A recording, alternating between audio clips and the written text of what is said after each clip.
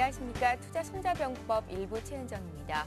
김정일 북한 국방위원장의 갑작스런 사망 소식으로 한반도에 다시 긴장감이 고조되고 있습니다.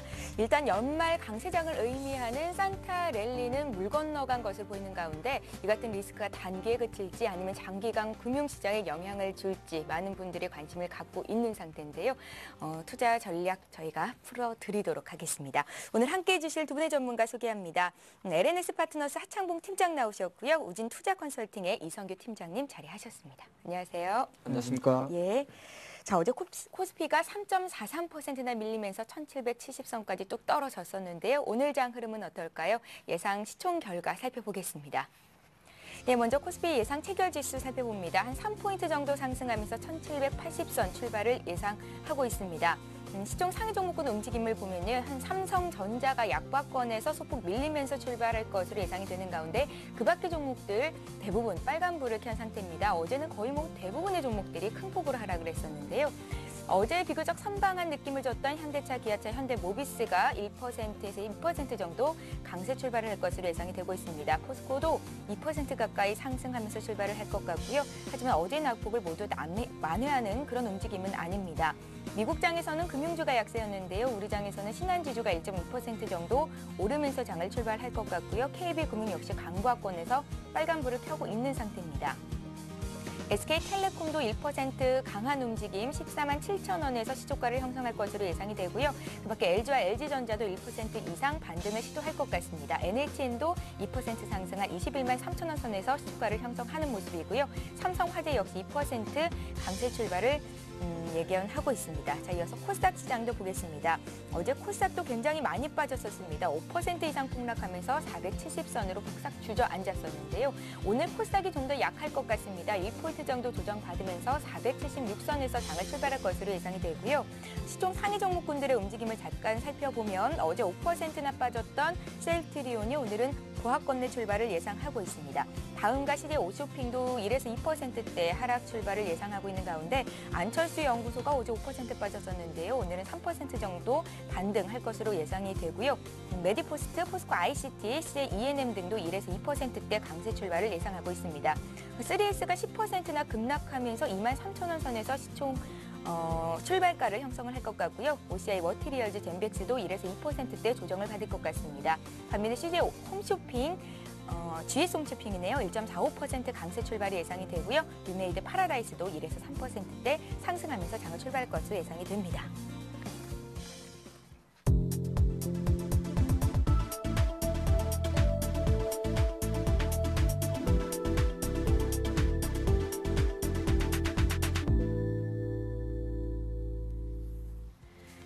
예, 12월 20일 화요일장이 출발이 됐습니다. 어제 국내 증시가 북한 리스크에 좀 많이 빠졌었는데요. 오늘은 반발하면서 좀 매수가가 들어오나요? 시총 상위 종목군들 어떻게 움직이는지 먼저 코스피 시장부터 분위기 보겠습니다. 예, 어제 정시 같은 경우 사실 1800선 정도에서 약간 머물러 있는 상태였습니다만 12시를 기점으로 해서 상당히 급격한 하락이 보였었고 장중 한때 1750선까지 빠졌습니다만 장 후반에 또 약간 북한 리스크 같은 경우는 학습 효과다는 인식이 상당히 강하게 들어오면서 1780선까지 반등을 했었습니다.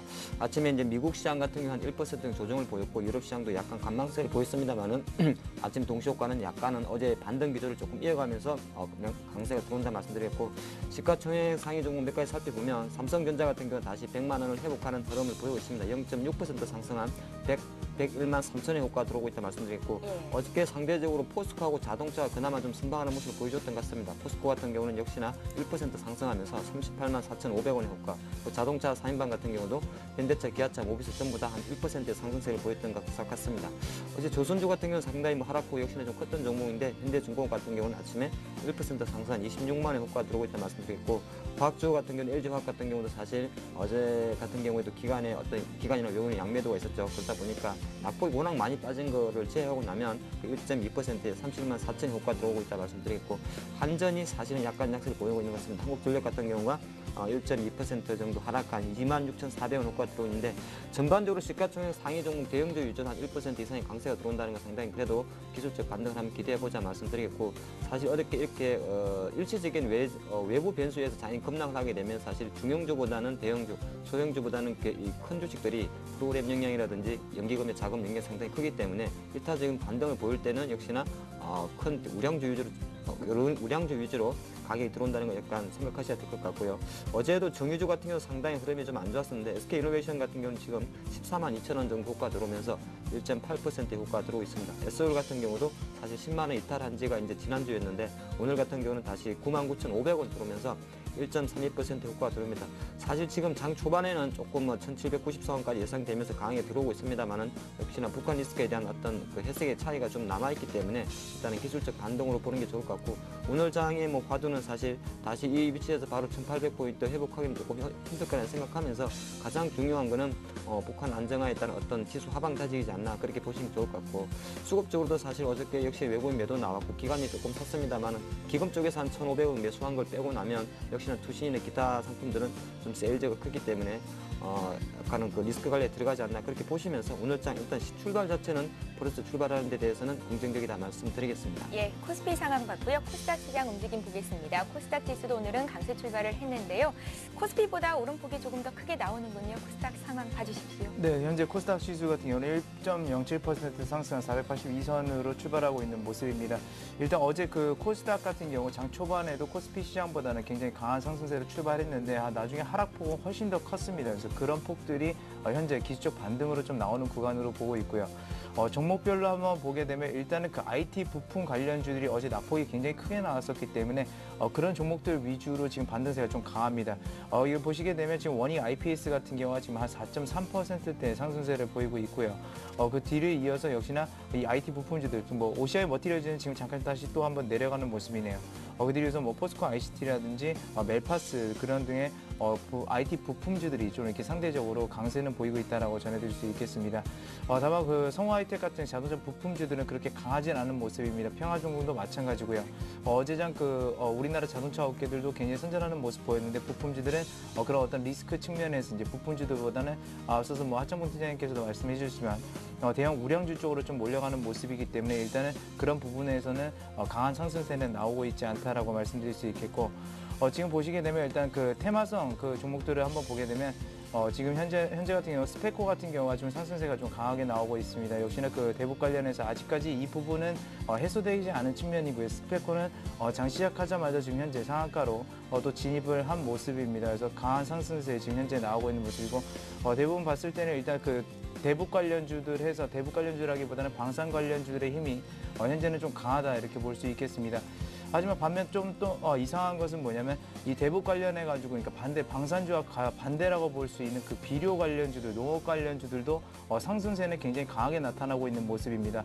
어제 시가보다 훨씬 더 올라가고 있는 모습으로 볼 수 있겠는데요. 뭐 대표적으로 KG케미칼이 지금 그런 사례라고 볼 수 있고 남해화도 어제 큰 폭으로 하락했지만 다시 한번 재차 올라가면서 어제 시가 자체를 넘어가는 그런 모습들입니다. 그렇기 때문에 일단 그 방산주와 지금 그러니까 대북 지원 관련주들이 상반적인 양상을 보이고 있기 때문에 일단 그 점에 대해서 전반적인 그 코스닥 시장 자체도 좀 눈치 보기 장세에서 아직까지는 방향성 잡지 못하고 있다라고 전해드릴 수 있겠습니다. 시가총액 상위주 위주도 흐름 보게 되면요. 일단 셀트리온 같은 경우 한 1.3%대 역시나 강세를 보여주고 있습니다. 그 CJ ENM도 1.4%대 그리고 서울반도체 역시 낙폭이 컸던 만큼 2.23%의 상승세를 보여주고 있는 만큼 일단 시총액 1, 2위, 3위주들이 좀 강세를 보이고 있는 양상이고 그 뒤에 여파는 아까 말씀드렸던 그 IT 부품주들의 반등세만 좀 강할 뿐 나머지 종목들에 대해서는 그렇게 반등세는 강하지 않은 모습이다라고 이렇게 전해드릴 수 있겠습니다. 예, 자 이렇게 해서 코스피 코스닥 출발 상황 봤습니다. 자, 일본 증시는 어떻게 출발했는지 봐야겠죠. 자, 오늘도 역시 리딩투자증권 남성욱 대리 전화로 연결해 보겠습니다. 안녕하세요. 네, 안녕하세요. 예, 어제 우리나라를 비롯한 아시아 증시가 일제히 하락을 했었습니다. 일본도 1%대 낙폭을 키웠었는데요. 오늘 출발은 어떻습니까? 오늘 출발은 8,326포인트로 그 0.36% 상승하는 모습 보이고 있습니다. 그 말씀하셨던 것처럼 전일 같은 경우에는 일본, 북한, 김정일 주석 그 사망 소식이 전해지면서 급락하는 모습을 보였습니다. 지정학적으로 매우 가까운 위치에 있기 때문에 북의 정치적 불안감은 일본에도 큰 영향을 준 것으로 일단 판단이 되고 있고요. 하지만 그 전일 그 WTI 같은 경우에는 오히려 소폭 상승하는 모습 보이면서 서방 국가들에 대한 영향력은 그렇게 크지 않을 것이다라는 분석이 제기가 됐습니다. 그리고 초반 상승했던 미국 증시는 이제 드라기 22 총재가 대규모 국채 매입이 없을 것이라는 코멘트에 하락 반응하는 모습을 보이면서 오히려 그 유럽 유로존 문제가 더 큰 비중을 차지하는 부분이 아닌가 이렇게 돼 있고요. 그 역사적으로 북 관련 이슈들이 장기간 영향을 주었던 적이 없었다는 점, 그리고 유로존 재무장관 컨퍼런스 콜에서 IMF에서 이제 1,500유로를 추가 공급하기로 했다는 점이 긍정적으로 미치면서 일본 시장 역시 소폭 상승하는 것으로 비춰지고 있습니다. 그리고 방금 말씀드렸던 그 EU 재무장관 회의에서 IMF에 이제 1,500 그 유로 규모의 추가 대출을 하기로 결정했다는 소식을 전해드리려고 하고 있고요. 컨퍼런스 콜을 주재했던 장클로드 융커 유럽그룹 의장은 회의 후에 성명을 통해서 비유로존 국가 중에서도 이제 체코, 덴마크, 폴란드, 스웨덴 등 이제 4개국이 협력할 것이라고 내용을 밝혔습니다. 그리고 이제 일본 국채 관련 소식도 있는데요. 그 2012년도 이제 당초 예산 편성에 이제 일본 중기 재정 플레임 그 대상의 신규 재원채나 이제 부흥채 등 국채 발행 총액이 170조 엔대 중반까지 부풀어오를 가능성이 어느 정도 있다 이렇게 밝혔었고요. 이 부분 때문에 이제 시장 참가자의 회합과 그리고 국채 투자자의 간담회에서 이제 각각 설명을 하고 있고, 그 국채를 팔려고 그 노력을 기울이고 있는 모습을 보이고 있습니다. 그리고 백화점 관련된 소식도 있습니다. 그 11월 백화점 매출액이 5개월 연속 감소하고 있다는 소식이 전해졌고요. 그 백화점 매상고는 이제 점포수 조정 후에 전년 대비해서 1.9% 감소해서 5,465억 원이 됐고요. 5개월 연속 마이너스를 보이고 있습니다. 이 부분도 이제 소비가 어느 정도 둔화가 되고 있다. 뭐 물가가 지금 비싸지고 있기 때문에 그 예전부터 계속 얘기가 나왔던 것이 앵고 부분이었는데, 이 부분이 이제 실물 경제 쪽에서는 오히려 그 인플레이션 그 체감 인플레이션 부분은 오히려 올라가고 있는 것이 아닌가 그렇게 얘기가 나오고 있습니다. 예, 자 리딩투자증권 남성욱 대리와 함께 일본 증시 시작 상황 살펴봤습니다. 고맙습니다. 감사합니다. 예, 이어서 외환 채권 시장 동향도 짚겠습니다. 오늘도 역시 한양증권 리서치센터의 전소영 연구원을 전화로 만나보겠습니다. 안녕하세요. 네, 안녕하세요. 예, 한반도 지정학적 리스크가 커지면서 어제 원화 가치가 급락을 했었는데요. 아마 당분간 환율 상승이 좀 불가피하지 않을까라는 생각이 듭니다. 오늘 외환시장 출발은 어떤가요? 네, 오늘 달러원 환율은 전일 대비 20전 상승한 1,175원의 거래가 시작되고 있습니다. 어제 같은 경우는 장중에 김정일 위원장 사망 후식에 1,200원까지도 상승하기도 했는데요. 결국에는 이제 전일 대비 한 17원 정도 상승한 1,174원 80전에 마감을 했습니다. 아무래도 이제 김정일 위원장이 사망한 이후에 김정은 체제에 대한 의구심과 그리고 향후 지정학적 리스크가 계속해서 이제 불거질 가능성이 있기 때문에 이런 요인들이 중기적인 리스크로 부각되면서 환율은 아무래도 제자리를 찾기가 조금 어려워질 것 같다라는 그런 판단입니다. 일단은 1,170원대 흐름이 지속될 가능성이 높고요. 아무래도 연말 장세이지만 그나마 여러 이제 외환북이 포지션을 정리했기 때문에 그나마 이 정도로 지금 마무리가 되는 것 같습니다만은 아무래도 이제 연초부터 계속해서 좀 롱 쪽으로 포지션을 잡는 움직임들이 나타날 가능성이 좀 높다라는 판단입니다. 우리나라에서는 이렇게 지정학적 리스크가 부각이 되고 있지만 반면에 이제 유로존 우려도 계속해서 부각이 되고 있기 때문인데요. 어제 구제기금 증액에 대해서 좀 난항이 많이 예상이 되었고, 그리고 이제 드라기 총재가 채권 피그제 국가 같은 이제 재정 위기를 겪고 있는 국가들의 채권 매입이 불가하다라고 이렇게 좀 난색을 표했다는 이런 요인들이 유로화도 1.30달러 밑으로 하향하면서 아무래도 이런저런 요인들이 모두 다 환율의 상승 쪽을 부추기고 있기 때문에 당분간은 안정이 된다 하더라도 분위기 자체를 롱으로 두고 가져가시는 것이 좋을 것 같습니다. 예, 자 김정일 북한 국방위원장의 사망이 국내 채권 시장에는 어떤 영향이 있겠습니까? 채권 시장 동향도 봐주십시오. 네, 어제 같은 경우는 외국인이 롤오버 기간임에도 불구하고 국채 선물을 1만 개 이상 신규 매도 포지션을 잡았습니다. 이런 요인들로 인해서 국채 선물 장중에는 원빅 이상 하락하다가 결국에는 한 30틱 정도 하락한 수준에서 마감을 했는데요. 중기적으로는 리스크가 부각이 되지만 단기적으로는 가격 메리트가 함께 부각이 되고 있습니다. 특히나 이제 국내 투자자들 같은 경우는 국고 3년물이 3.4% 위로 올라가면서 저가 메리트를 느낄 수밖에 없는 그런 환경들이 조성이 되고 있습니다. 하지만 외국인 매도가 일단 잦아드는 것이 우선시가 돼야 되겠고요. 당분간은 리스크 관리로 접근하는 것이 바람직할 것 같습니다. 오늘 롤오버가 마무리된 이후에 3월물이 근월물로 상정이 되는데요. 그 이후에 외국인이 지금 현재 1만 개 이상 신규 매도한 포지션을 만약에 어느 정도 이제 마무리가 되면서 매수를 다시 꺾는다면은 이런 것들이 금리의 하락 요인으로 작용할 가능성도 있다라고 보고 있습니다. 예, 자 한양증권 리서치센터 전소영 연구원과 함께했습니다. 말씀 잘 들었습니다. 네, 감사합니다. 예, 잠시 후 강정원의 오늘장 공략주를 잡아라가 이어집니다.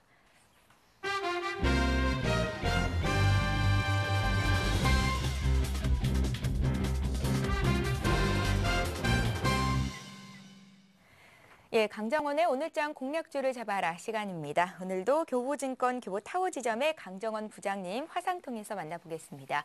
안녕하세요, 부장님. 네, 안녕하세요. 예, 어제 홈캐스트 관심 종목으로 주셨었는데요. 어제 종목별로 변동성이 굉장히 컸었죠. 홈캐스트도 하한가까지 밀렸다가 좀 낙폭을 줄이긴 했었는데요. 어떻게 대응하는 게 맞았겠습니까?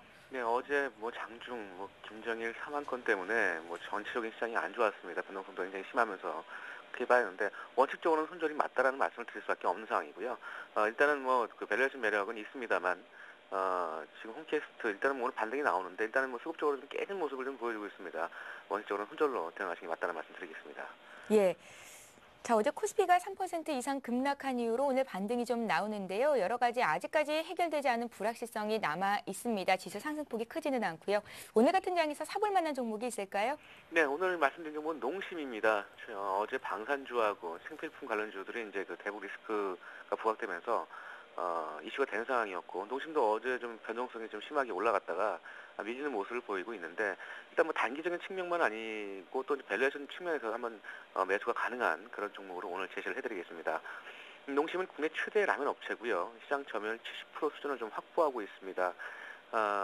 신라면과 너구리 이런 그 주력 제품으로 하는 국내 최대 라면 제조 업체고, 동사의 그 매출 구성을 좀 보면 라면이 70%고 스낵이 33% 정도 차지하고 있습니다.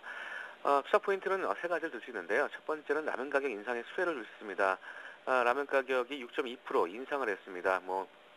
지난 2010년 2월에 4.5% 인한 이후에 가격 인상을 마지막 가격 인상이 2008년도 2월달에 했는데 최근에 이 라면 가격 인상이 동사의 매출 증가로 이어질 것으로 전망되고 있고요. 이 매출뿐만 아니라 영업이익도 300억 이상 연간 증가할 것으로 전망을 하고 있습니다.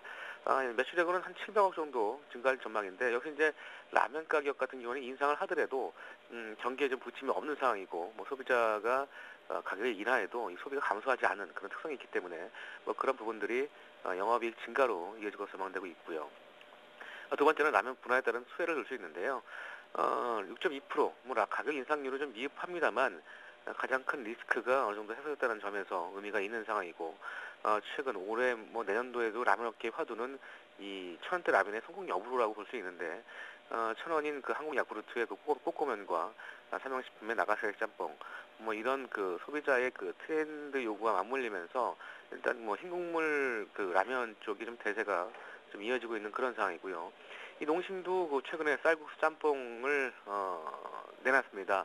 가격대가 좀 2,000원대의 고가 시장을 공략으로 해서 최근 1개월 출시한 이후에 월 30억대 매출을 좀 돌파한 상황이고, 조만간에 이제 그 1,300원과 1,500원대 컵라면도 지금 출시될 것으로 보이고 있는 상황인데, 이 신라면과 안성탕면 이런 그 저가라면과 이 1,000원 이상의 그 고가라면, 그리고 2,000원대 초고가라면을 불화되면서 소비자의 그 제품 질 향상 욕구와 더불어서 이 시장의 분화가 이 침체된 라면 시장 전체의 이 성장 동력으로 이어질 것으로 기대를 하고 있는 상황이고요. 원재료 투입 가격도 상승하지 않고 있어서 내년도 2분기 이후에는 투입 가격의 그 하락도 가능할 것으로 기대를 하고 있는 그런 상황입니다. 마지막으로는 중장기적 실적 호전 기대감과 적격한 매수를 줄 수 있는데요. 동사의 내년도 실적은 매출액 2조 1,300억, 영업이익은 1,390억, 순이익은 1,290억을 전망하고 있습니다. 영업이익과 순이익이 각각 올해 대비해서 12%와 18% 이상 증가할 것으로 기대를 하고 있는 상황이고요. 적정 밸류에이션을 내년도 실적 대비해서 한 28만 원에서 32만 원, 한 30만 원 정도의 적정 밸류에이션을 좀 제시하고 있는 상황이고, 최근에 그 대북 리스크와 더불어서 단기적 모멘텀이 될 수 있는 상황입니다만, 안정적으로 좀 투자할 수 있는 그런 종목으로 좀 판단되어서 오늘 제시해드리겠고요. 기관 쪽도 11월 25일부터 투신권 위주의 9만 주 이상의 수매수를 보이고 있는 부분도 투자 포인트로 제시해드리겠습니다. 예. 자, 어제 북한발 리스크가 고조되면서 농심 같은 경우에는 오후 12시를 넘어가면서 상한가 가까이 올랐다가 2% 상승으로 종가가 나왔었는데요. 오늘 그 종가 다 빼면서 2.4% 조정이 나옵니다. 쌀이나 라면 등 생필품을 사재기 하는 현상이 어제 없었다 이런 분석 기사도 나오던데 그 같은 이슈에 포커스를 맞춘 건 아니셨고요. 농심 지금 가격대 매수 괜찮겠습니까? 네, 농심은 그런 사재기 어떤 그런 모멘텀이라고 보시기 좀 그런 거를 보는 것보다는 현 시장에서의 어떤 안전적인 측면 그리고 경계 부침이 없는 그런 종목이 있고 역시 이제 밸류에이션 측면에서도 내년도 실적 대비 저평가 매트가 있는 종목이기 때문에 뭐 그런 다말성인 어떤 그런 재료로 판단하지 마시고 밸류에이션 측면으로 접근하면 좋을 것 같습니다. 예, 목표가 손절가도 제시해 주십시오. 네, 매수가는 24만 원대, 지금 가격대 충분히 가능할 것으로 판단되어지고요.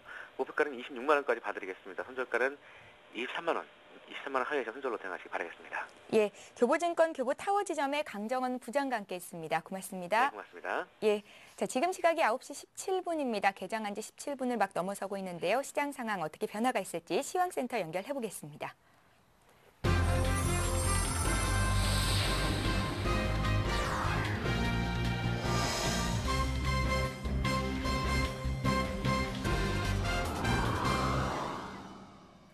네, 시황센터 공평입니다. 어제는 김정일 국방위원장의 사망 소식이 전해지면서 국내 증시가 떠들썩했던 날이었습니다.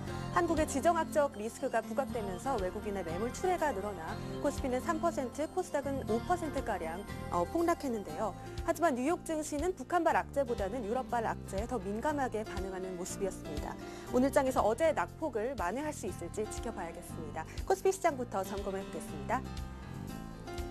네, 오늘 코스피 지수는 14포인트 상승한 1791포인트로 출발했습니다. 현재는 13포인트 상승한 1790선에서 거래되고 있습니다. 수급 상황 살펴보시죠. 네, 개인과 기관이 동반 매수 우위 보이고 있습니다. 개인은 45억 원, 기관은 28억 원 매수 우위 보이고 있고요. 외국인이 강한 매도세 보이고 있는 가운데 350억 원 매도 우위 나타내고 있습니다. 다음으로 코스닥 시장 흐름 살펴보겠습니다. 네, 오늘 코스닥 지수는 4포인트 상승한 481포인트로 거래 시작했습니다. 현재는 6.98포인트 상승한 484.59포인트에 거래되고 있습니다. 수급 상황 살펴보겠습니다. 네, 개인만이 나홀로 매수에 나서고 있습니다. 90억 원 순매수 보이고 있고요. 기관과 외국인이 동반 매도에 나서고 있는 가운데 기관은 20억 원, 외국인은 56억 원 순매도 보이고 있습니다. 다음으로 코스피 시가총액 상위 종목들 살펴보시죠. 네, 대부분의 종목들이 빨간불 켜고 있습니다. 삼성전자는 0.3포인트 상승한 101만 원에, 현대차는 강보합권에서 20만 7천 원에, 현대모비스는 1.74% 상승한 29만 3천 원에 거래되고 있습니다. 다음 종목들 살펴보겠습니다. 현대중공업은 강보합권에서 25만 9,500원에, 신한지주는 1.2% 상승한 3만 8,050원에, 삼성생명은 강보합권에서 8만 1,300원에 거래되고 있습니다. 다음 종목들 살펴보겠습니다. 네, 대부분의 종목들이 역시나 빨간불 켜고 있는데요. SK이노베이션은 1.79% 상승한 14만 2,000원에, 하이닉스는 1.44% 상승한 2만 1,150원에, LG전자는 강보합권에서 7만 2,000원대에 거래되고 있습니다. 다음으로 코스닥 시가총액 상위 종목들 살펴보시죠. 셀트리온은 2.16% 상승한 35,450원에, 안철수 연구소는 4%대 강세 보이며 13만 3,800원에, 메디포스는 3%대 강세 보이며 17만 7,400원에 거래되고 있습니다. 다음 종목들 살펴보겠습니다. 서울반도체는 약 2%대 상승한 2만 550원에, CJENM은 2.11% 상승한 3만 1,450원에, 네오이즈게임즈는 약 2%대 강세 보이며 4만 5,900원에 거래되고 있습니다. 다음 종목들 살펴보겠습니다. SK브로드밴드는 강보합권에서 3,300원에, OCR 머티리얼즈 역시 강보합권에서 7만 8,500원에, 덕산 하이메탈은 1% 강세 보이며 2만 4,950원에 거래되고 있습니다. 지금까지 시황센터에서 전해드렸습니다. 저는 1시간 후에 다시 찾아오겠습니다.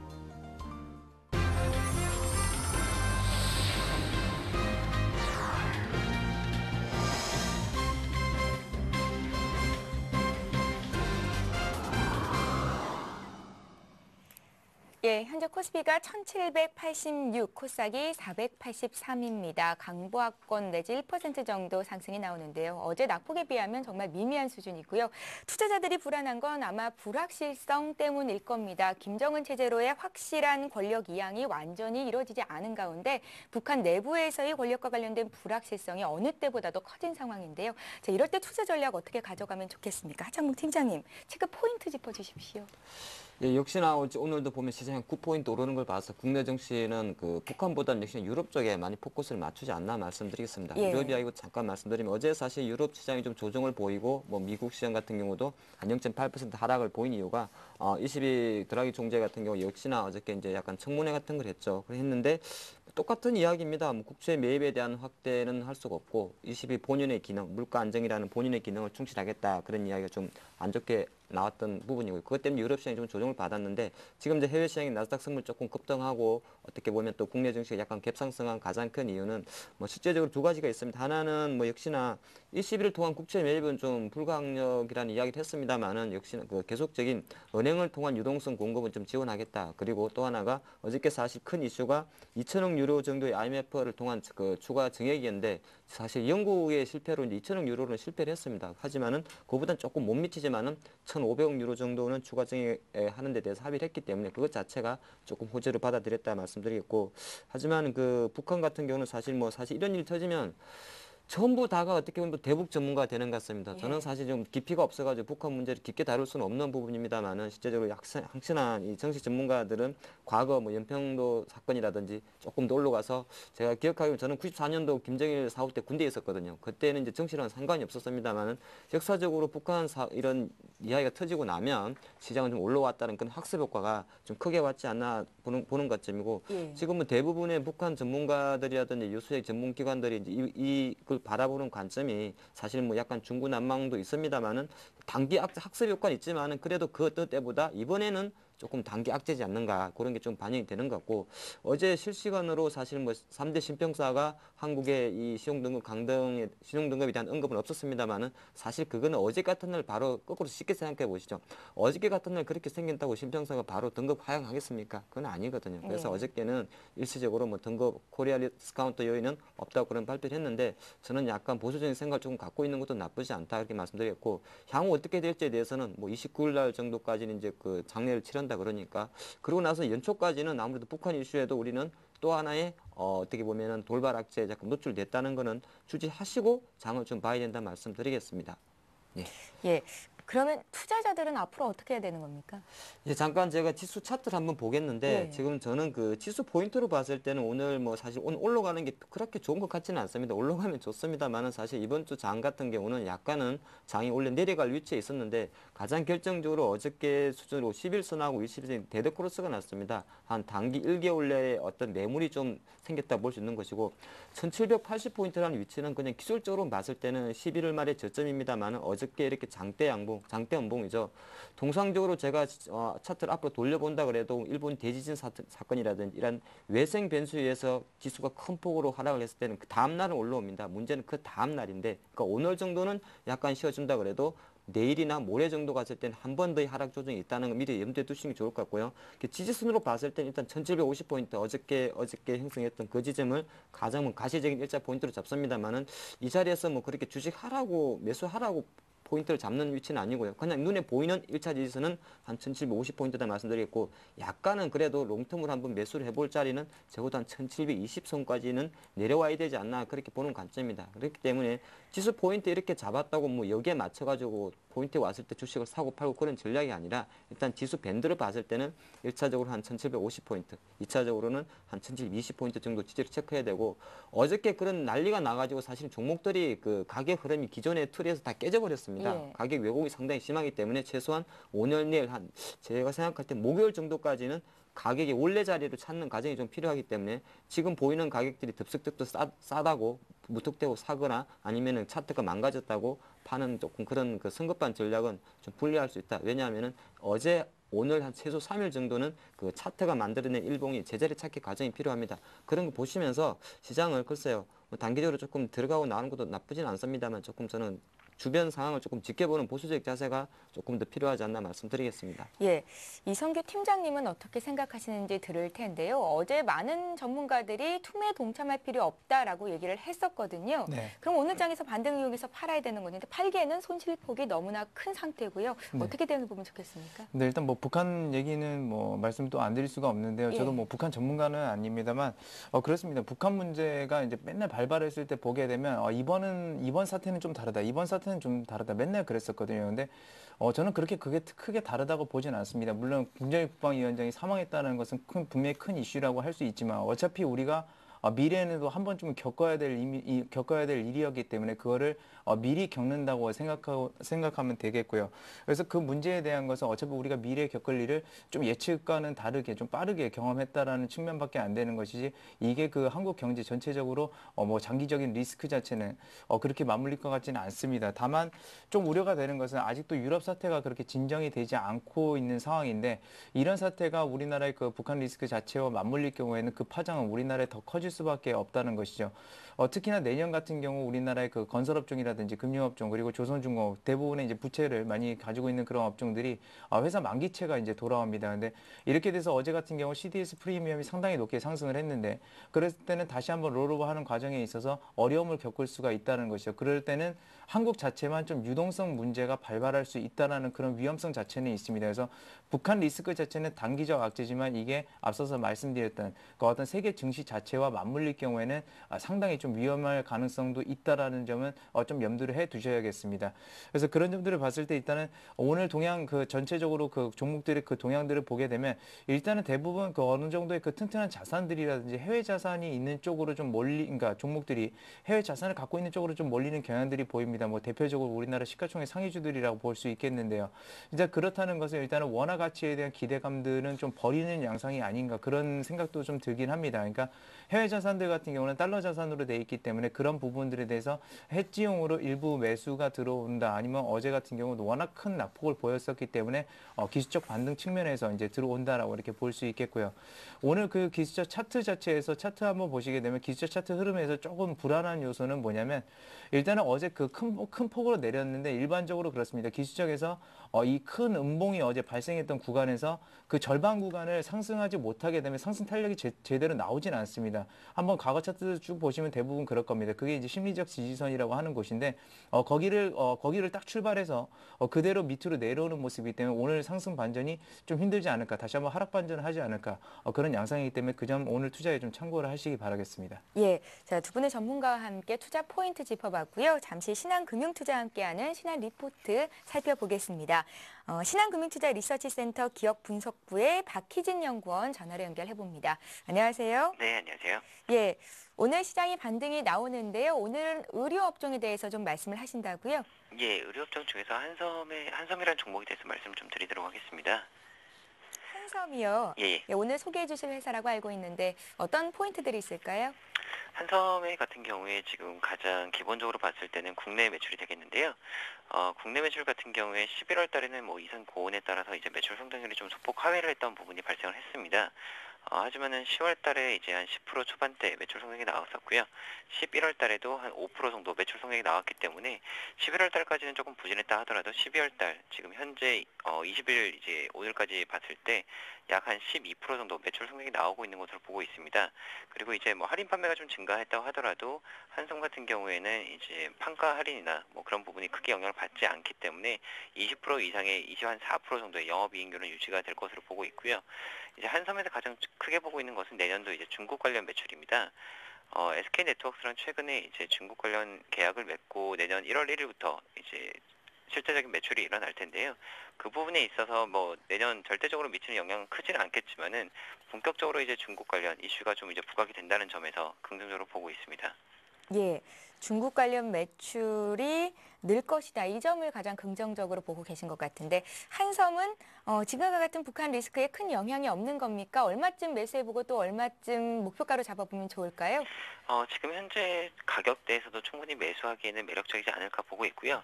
목표 주가는 38,000원을 제시를 해드리고 있습니다. 지금 현재 주가 수준에서도 내년 실적 기준으로 보시면은 PER 기준으로 7배 미만이기 때문에 의료업종 내에서도 가장 저평가되어 있는 그런 종목이 아닌가 생각을 하고 있습니다. 예, 목표가를 굉장히 높게 잡아주셨어요. 38,000원. 손절가가 있을까요?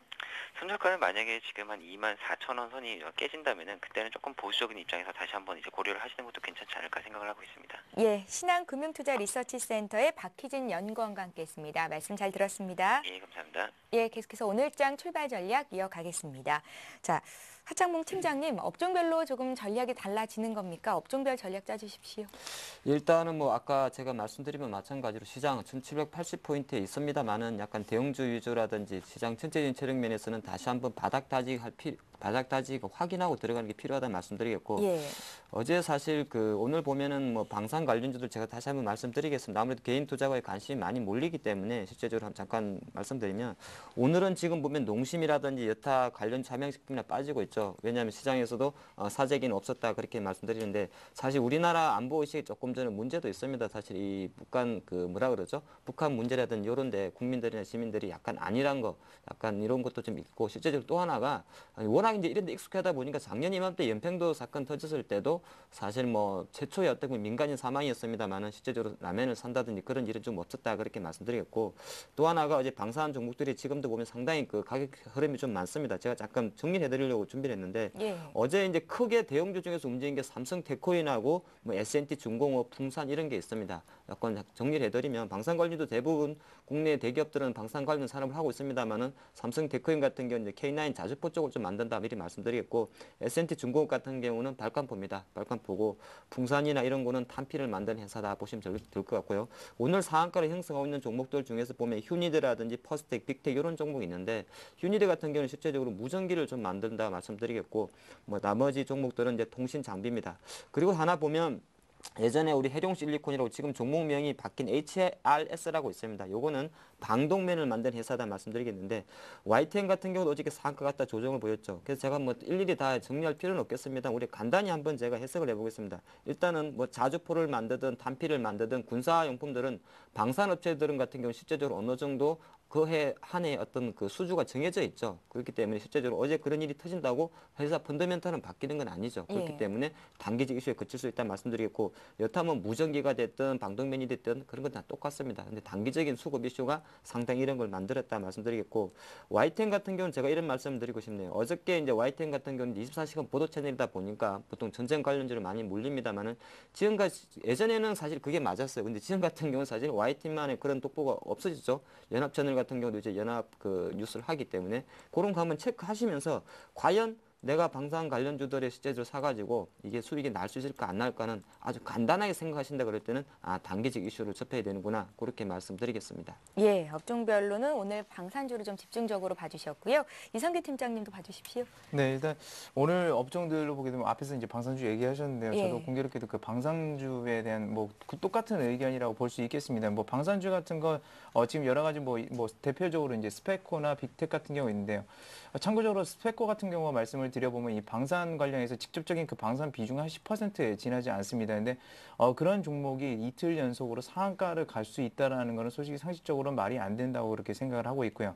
앞서서 뭐 말씀해 주셨지만 기업 펀더멘털이 하루 이틀 만에 이렇게 변하지는 않습니다. 그래서 이런 종목들에 대해서는 좀 장기적 전망, 그러니까 우리나라의 그 방산업가 자체는 장기적 전망성은 굉장히 좋습니다. 왜냐하면 미국에서 국방비를 우리나라 동북아시아에 줄이는 만큼 우리나라가 국방비를 또 지출을 해야 되고 그만큼 방산 업종들이 우리나라에서는 장기적으로 성장 전망은 굉장히 좋다라고 보고 있지만 이틀 사이에 30% 이상 성장할 만큼 그런 정도는 아니라고 그렇게 생각합니다. 그래서 그런 부분들에 대해서는 테마성이기 때문에 테마는 테마이기 때문에 단기적인 상승에 대해서는 차익 실현 전략을 좀 제시를 해드리겠고요.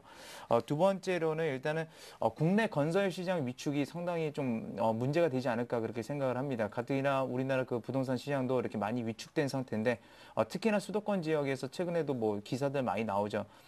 수도권 시장이 굉장히 위축이 되는데 아무래도 전방과 가까운 곳에 있다 보니까 그런 부동산 시장 자체가 좀 위축이 될 수 있다는 우려감들이 있습니다. 그런 점들이 우려가 되기 때문에 일단은 건설주들, 중소형주, 그러니까 해외 쪽으로 나가는 건설주들은 좀 괜찮을 수 있겠지만 중소형 건설사들, 특히나 수도권 쪽에 분양을 앞둔 그런 건설사들 같은 경우는 향후에 수익성이 부진해질 수 있다는 점 참고를 하시기 바라겠고요. 역시나 그 건설사들이 그쪽으로 가게 되면 그 PF라는 쪽이 있습니다. 이제 프로젝트 파이낸스라고 그래가지고 은행들이 이제 같이 같이 이제 엮여서 이제 건설을 하는 방식인데 이런 부분 같은 경우도 향후에 그 피해가 올 수 있다라는 점 좀 눈여겨서 좀 보시기 바랄 것 같아요. 일단은 단기적으로는 그런 부분들은 좀 피해가는 게 좀 상책이지 않을까 그렇게 생각하고 있습니다. 그 마지막 같은 경우는 이거는 뭐 최악의 사태를 뭐 말씀을 드리는 건데요. 뭐 최악의 사태 같은 경우는 뭐냐면 전쟁이 나는 거고 실제로 원화 자체가 이제 없어진다라고 보시면 됩니다. 그렇게 됐을 때는 현금을 말 그대로 지금 현금 보유할 시기다라고 이렇게 얘기는 나오고 있는데 현금 보유도 그렇게 됐을 때는 상당히 무의미할 가능성이 굉장히 높습니다. 그래서 아까 앞전에 말씀드렸던 차라리 그럴 바에는 해외 자산을 보유한 기업들의 지금 현재 저평가 구간에서 매수를 하는 것도 상당히 좋은 전략이다라고 이렇게 말씀을 드리겠습니다. 예, 알겠습니다. 자, 좀 전에 제가 이성규 팀장님께는 여쭤봤었는데요. 하창봉 팀장님, 어제같이 장만이 빠질 때 아마 매도하셨을 투자자분들이 많지 않았을 거란 말입니다. 그분들 어떻게 투자 전략 가져가야 되는지 좀 봐주십시오. 물리신 분들. 예. 그렇죠. 어제 같은 날은 사실 저도 12시 정도 기다리고 있었습니다. 그래서 약간 사실은 뭐 저도 어제 약간 좋은 쪽으로 우라늄 뭐 중단 관련 좋은 쪽으로 생각을 했었는데 역시나 안 좋은 쪽으로 시장이 나왔었고 시장이 사실 어저께 장중에 90포인트 정도 빠지고 나면 안 팝니다. 대부분이. 왜냐하면 실제적으로 어이가 없어가지고 안 팔거든요. 뭐 대부분 어제 주식을 던지신 분들은 별로 없을 거라고 생각을 하고 있고 뭐 투자자별 동향에서 어제 개인의 순매수가 들어왔기 때문에 했는데 지금 장 같은 경우는 사실 우리가 잠깐 북한을 잠깐 빼고 한번 보시죠. 잠깐 빼고 보면 역시나 지금 이번 연말 어떤 산탈에 대한 기대감은 좀 부족한 상황이었고 유럽 전반적인 이슈 자체가 내년도 2월달, 4월달에 어떤 뭐 시용등급 강등 리스크나 부채의 어떤 그 채권의 어떤 롤오버 만기가 많기 때문에 부정적 시각을 갖고 있었습니다. 그런 상황에서의 어떤 돌발 변수이기 때문에 전체적인 뭐 투자 전략 펀더멘탈 가져가는 데는 크게 좀 변함이 없다 말씀드리겠고요. 최근에 보면은 삼성전자라든지 삼성전자가 약간 100만 원 정도에서 주춤 그러다 보니까 IT 개별주들이 갑자기 폭삭하는 흐름이 있었고 오늘은 약간 IT 개별주 위주로 기술적 반등이 들어옵니다만은 단기적으로는 사실 약간은 미국의 어떤 그 12월 초가 되겠죠. 산타랠리에 대한 어떤 연말 쇼핑 시즌에 대한 미국의 기대감이 조금 꺾인 상황이기 때문에 IT라든지 사실 다른 여타 섹터보다도 상대적 강도 때문에 IT에 자금이 몰리는 것이지 그것 자체가 너무 좋아가지고 스마트폰이 너무 잘 팔릴 것 같아가지고 나오는 건 아니다는 거 미리 마음도 하시면서 조금은 뭐 지금 투자 전략 사실 주식 갖고 계신 분들은 갖고 있고요. 아까 우리 이성규 팀장님 말씀하신 대로 지금은 어떻게든 간에 캐시를 항상 30에서 40, 좀 많게는 50에서 70%까지도 확대해가지고 저는 개인적으로 내년 1분기 정도가 어느 정도 보면 한 중기적인 추세 베팅을 하는 진정한 베팅 자리지 않나. 그 전까지는 그냥 단발적인 단기 매매에 좀 국한해야 되지 않나 그런 말씀 드리겠습니다. 예, 손실 났다고 지금 자리에서 추가적으로 매수하고 이런 행동은 안 하는 게 좋겠다라는 말씀이신가요? 그렇습니다. 지금 솔직히 간단히 생각해서 지금 1790포인트입니다. 여기서 2000포인트 갈 것 같습니까? 물론 갈 수도 있고 안 갈 수도 있는데 우리는 항상 그런 생각을 하셔야 돼요. 주식은 가장 기본이 싸게 사서 비싸게 가는 건데 물론 여기서 지금 시장의 대부분 올해 연말 1월 초를 보는 시장의 뷰가 대략적으로 밴드 1700에서 1900, 한 많이 보면 2000입니다. 그렇기 때문에 그 위치에 지금 1800포인트 조금 밑에 있기 때문에 약간은 지금 정도는 역시나 박스권 장세다 생각하시고 조금 뭐 저는 상당히 보수적인 자세가 오히려 더 이길 수 있는 길이지 않나 말씀드리겠습니다. 예, 지금 수급을 잠깐 보니까요. 개인과 기관이 사고 외국인들이 파는데 이 같은 장에서 외국인들이 사는 업종이라 하면 운송 장비인 것 같습니다. 매수가 좀 들어오거든요.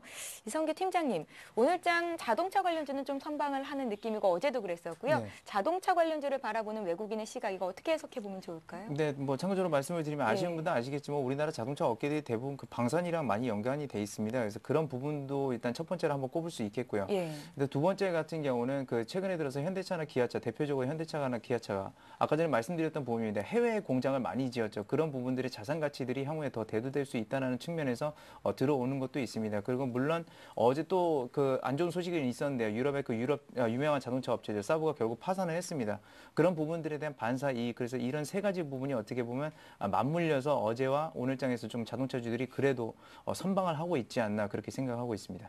예, 그럼 앞으로의 흐름도 좀 괜찮겠다라고 보시는 건가요? 아무래도 경쟁업체가 하나 사라졌으니까 좀 이렇게 그 부분에서 수익성을 또 가져갈 수 있지 근데 않을까 그렇게 아무래도 생각합니다. 달러가 좀 달러원 환율이 급락하고 있다는 점이 급등하고 있다는 점이 문제가 되지 않을까 싶습니다. 근데 어차피 그 수출하는 부분이기 때문에 그런 부분들은 크게 문제는 없을 것 같고요. 특히나 그 자동차 같은 경우는 우리나라 FTA 또 수혜주로서 가장 각광을 받고 있기 때문에 그런 부분들에 대해서 유리한 위치를 오히려 좀 차지할 수 있지 않을까 좀 그렇게 생각하는 바입니다. 예, 자동차 관련주에 대해서도 오늘 장 또 선방하는 이유에 대해서 잠깐 여쭤봤고요. 자, 그럼 오늘 장에서 이제 관심 갖고 사볼 만한 종목 들을 차례인데요. 하창봉 팀장님, 종목 있으십니까? 예, 종목이 앞서가지고 제가 잠깐 투자 분야 팁을 하나 드릴게요. 지금 보면 어저께 분명히 11시까지 특징주가 한국 가스관 관련주라든지 남북 경협 관련주였습니다. 근데 예. 이게 어저께 12시 갑작스러운 김정일의 사망 발표 후에 많이 빠졌단 말이죠. 근데 그런 상황에서 지금 북미 어떤 협상 회의 자체가 약간 딜레이된 상황이 있습니다. 근데 그걸 우리가 조금 있는 역발성적인 접근인데 지금 오늘 조금 조정을 받고 있습니다만 어차피 이거는 제가 생각할 때는 진행될 상황이었다 말씀드렸고 북러 가스관 같은 경우도 한국, 북한 주도권은 한국하고 러시아가 끼고 있는 거 중국, 북한은 경유를 하는 거기 때문에 가스관 관련주에 대한 관심 일단 가지시고 경협주 같은 경우도 뭐 그 남북 대북 전력 관련주들이 있는데 이런 종목들 어제 그 이슈 때문에 많이 빠졌습니다만 제가 판단할 때는 다시 한번 나올 수가 있다는 거 미리 면제 드시면서 어저께 만약에 고점에서 물리신 분이나 그럴 때는 조금 보유를 하시고 오히려 약간은 빠질 때마다 단기 테마성 종목을 접하시는 투자가라면 저는 약간 추천도 한번 해본다 그런 말씀 미리 먼저 드리겠습니다. 예. 그리고 나서 이제 그 종목이 오늘 호텔 신라입니다. 사실 지금 제가 오늘 뭐 호텔 신라 갖고 오면 대부분이 아직 자꾸 눈치를 채실 것 같습니다. 정말 종목이 살 게 없었나 보다. 그렇게 왜 그런 말씀 드리냐면 호텔 신라는 지금 사실 추세를 그려가고 있는 상당히 좋은 종목입니다. 추세를 좋은 종목이고 어저께 같은 경우에 한 7, 8% 빠졌는데 저는 이런 생각을 했습니다. 어저께 이제 빠졌다 보면 대한항공 많이 빠졌겠죠, 당연히. 예. 근데 호텔 신라도 어저께 같은 영향으로 많이 빠졌습니다. 전쟁 리스크가 있기 때문에 뭐 미국이나 중국의 관광객이 입국을 안 할 것이다. 그런 거 상당히 근데 이게 우리가 전개적으로 봤을 때 대북 리스크가 단발성 이슈로 끝쳤을 경우에 봤을 때는 전반적으로 그런 건 크게 영향이 없다고 저는 생각을 합니다. 그렇기 때문에 뭐 약간 기술적 반등을 노리는 측면에서 원래 펀더멘털이 살아있는 종목이기 때문에 오제의 하락을 약간 단기 매수 포인트로 잡아야 되지 않나 말씀드리겠고 가격적으로 봤을 때는 약간 그래도 조금 보수적으로 잡고 싶습니다. 뭐 지금 37,650원 정도 있는데 요거보다 조금 낮은 가격 한 36,800원에서 37,200원 정도의 밴드를 설정한다 드리겠고 목표가는 뭐 단기적 이슈이기 때문에 사실 왜냐하면 호텔 신라 같은 경우는 상승 추세로의 복귀에 많은 포커스를 맞추고 있습니다. 그렇기 때문에 단기 목표가는 한 4만 원, 손절 라인은 34,600원 제시해 드리겠습니다. 예, 현금이 좀 있으신 분들 어느 종목으로 단기간에 수익 낼까 이러신 분들이 공략해 보면 좋을 만한 종목일 것 같습니다. 네. 예, 호텔 신라에 대한 투자 의견 들어봤고요. 이성규 팀장님은 오늘 어떤 종목 보시는지요? 네, 일단 제가 오늘 말씀드린 종목은 농우 바이오라는 종목입니다. 이렇게 굉장히 좀 생소하실 네. 수가 있습니다. 아마 여기 계신 분들 전부 다 좀 생소하게 들릴 수도 있는데요. 우리나라 그 종자기업들 중에서 최우수 이제 종자기업입니다. 오늘 이 기업을 왜 가지고 나왔냐면 아무래도 그 북한발 리스크가 있기 때문에 그런 부분들에 대해서 지금 무시할 수가 없다라고 지금 생각하고 있기 때문에 가지고 나온 건데요. 실상 그러니까 지금과는 뭐 상황은 다른 상황이지만 그 98년도에 있었던 그 아시아 외환위기 때 우리나라에서 가장 먼저 외국계 기업들이 사갔던 그 기업이 바로 이제 종자기업들이었습니다. 그러니까 종자 같은 경우 왜 그러냐면 옛날에 뭐 문익점 얘기 아시겠지만 종자 하나가 많은 사람들을 살릴 수도 있고요. 그만큼 한 국가 사람들을 못 살릴 수도 있는 그런 역할을 하게 됩니다. 종자의 파워는 상당한데 일단은 정부에서 우리나라 같은 경우 현대화, 농업 현대화에 한 10조 원 정도 투입을 하겠다라고 이렇게 말을 했었고요. 실제적으로 골든 시드 프로젝트라는 걸 지금도 계속해서 하고 있습니다. 그런 것들을 하고 있는데 더욱더 중요한 건 뭐냐면 내년 같은 경우에 이제 나고야 의정서라는 게 발효될 가능성이 굉장히 높습니다. 근데 나고야 의정서라는 건 뭐냐면 이거 생물자원 협약이라고 하시면 되는데 이게 좀 방송이 짧기 때문에 제가 뭐 길게 말씀 못 드리지만 아마 찾아보시면 그런 자세한 정보가 나올 겁니다. 근데 이게 상당히 좀 중요합니다. 국제 정세에도 굉장히 중요한 역할을 하게 될 건데 그런 부분들에 대해서 일단은 농우바이오 우리나라 우수 종자기업이고 세계 6위의 그 종자기업입니다. 아마 농우바이오 없었으면 우리나라 사람들은 품질 좋은 쌀을 그러니까 먹을 수 없었을지도 모를 정도로 굉장히 그 지대한 역할을 하고 있는 기업이고 장기적 성장성 같은 경우는 뭐 말할 것도 없이 계속해서 꾸준히 성장해 왔습니다. 많이 눈에 안 띌 뿐이고 일단은 안전성이라든지 해외 자산 쪽에서도 굉장히 매출 많이 나오고 있는 굉장히 우량한 기업이다라고 말씀을 드리겠고요.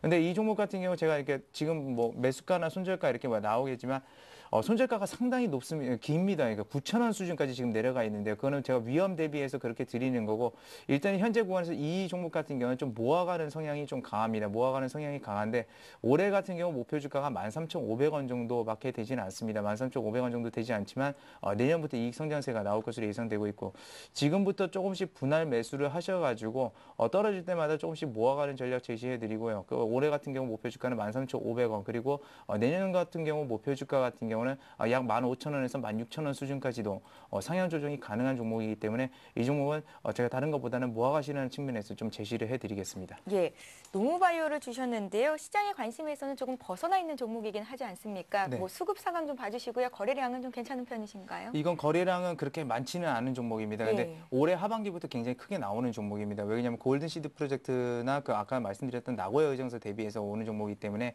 거래량이 좀 하반기에 좀 급증한 모습이고요. 수급 상황 같은 경우는 물론 기관이나 외국인 이런 개인 투자들이 있지만 그렇게 크게 영향을 받는 종목이 아닙니다. 예. 그렇기 때문에 워낙에 가치주 성격이나 성장적 측면이나 굉장히 강하기 때문에 그런 측면에서 모아가는 전략이 맞고요. 한 번에 매수를 하거나 한 번에 매도를 했을 때 이 종목 같은 경우 굉장히 후회를 하는 경우가 많으실 겁니다. 기술적 차트 절대 맞지 않고요. 그 어떤 것도 맞지 않습니다. 펀더멘탈 자체를 쫓아가는 종목이기 때문에 단기적 흐름에 대해서는 그렇게 크게 동의하실 필요 없다라고 제가 말씀을 드리겠습니다. 예, 농우바이오를 주셨고요. 12,650원 선에서 거래가 되고 있습니다. 어떤 종목을 사서 모아가면 수익이 또 많이 날 수 있을까 고민하시는 분들을 위해서 이성기 팀장님께서 주신 종목이니까요. 참고하시길 바라겠습니다. 자, 이렇게 해서 오늘장 출발 전략 LNS 파트너스 하창봉 팀장 그리고 우진투자 컨설팅 이성규 팀장님과 함께했습니다. 말씀 잘 들었습니다. 감사합니다. 예, 잠시 후 11시부터는 시청자 여러분들의 종목을 상담해 드리는 시간을 갖고자 하는데요. 어제 장이 많이 빠졌었고 오늘은 반등을 하는데 손절해야 되는 건지 아니면 지금 시점에서 또 어떤 종목을 사보면 좋을지 궁금하신 분들의 의견을 듣겠습니다. 무료 문자 번호인 013-3366-0110번으로 신청하실 수가 있고요. 전화 3153-2610번으로 전화 주셔도 친절하게 상담을 도와드리도록 하겠습니다. 여러분들의 많은 참여를 부탁드립니다. 자, 투자 손자병법 1부 여기서 마치고요. 저희는 잠시 뒤 2부 시간에 다시 뵙겠습니다. 고맙습니다.